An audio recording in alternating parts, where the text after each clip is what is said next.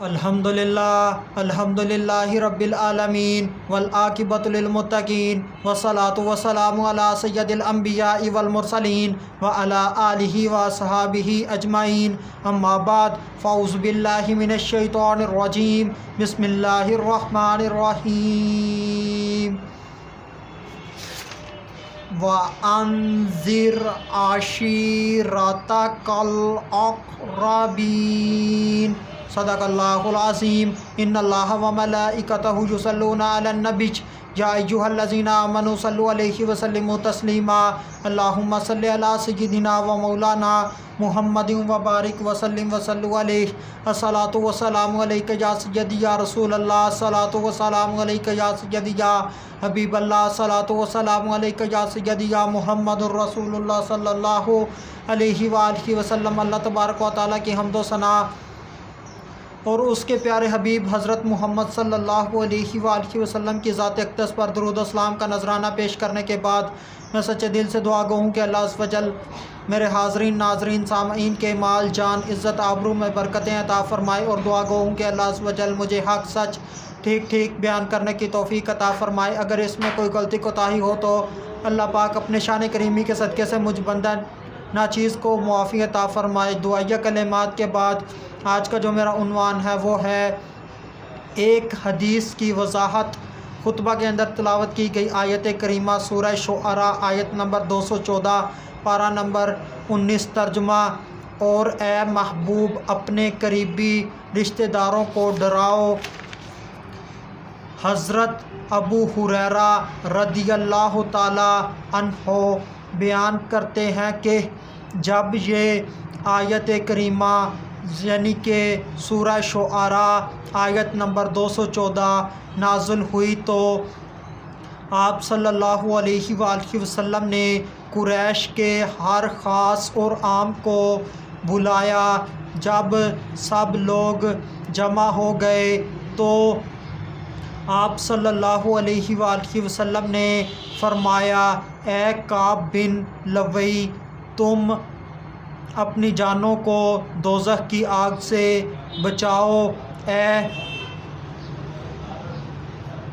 بنی مرہ بن کعب، تم اپنی جانوں کو دوزخ کی آگ سے بچاؤ۔ اے بنی عبد الشمس، تم اپنی جانوں کو دوزخ کی آگ سے بچاؤ۔ اے بنی ہاشم، تم اپنی جانوں کو دوزخ کی آگ سے بچاؤ۔ اے فاطمہ، تم اپنی جانوں کو دوزخ کی آگ سے بچاؤ۔ البتہ میرا تمہارے ساتھ رحم کا رشتہ ہے اور میں عن قریب اس کی تراوٹ تم کو پہنچاؤں گا۔ حوالہ صحیح مسلم حدیث نمبر 204۔ تشریح: اگر اللہ تمہیں اپنے عدل سے عذاب دینا چاہے تو میں تم سے اللہ کے عذاب کو دور نہیں کر سکتا۔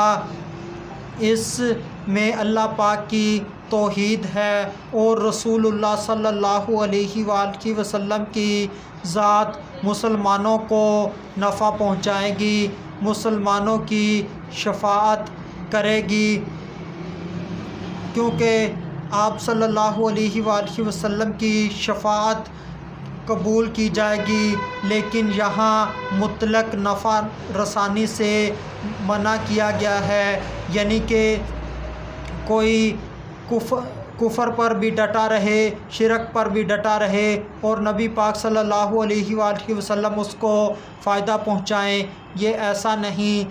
جب کوئی بندہ مومن ایمان والا ہو جائے گا، مومن بن جائے گا، تب اگر اس سے کوئی غلطی کوتاہی ہو گئی تو حضور پاک صلی اللہ علیہ وآلہ وسلم اس کی شفاعت فرمائیں گے اور اس طرح وہ بندہ مومن جنت میں چلا جائے گا۔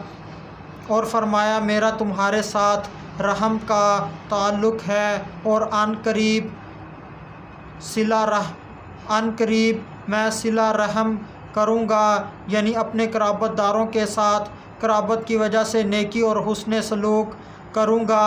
اس حدیث کے اندر مبالغہ کے ساتھ ڈرایا گیا ہے۔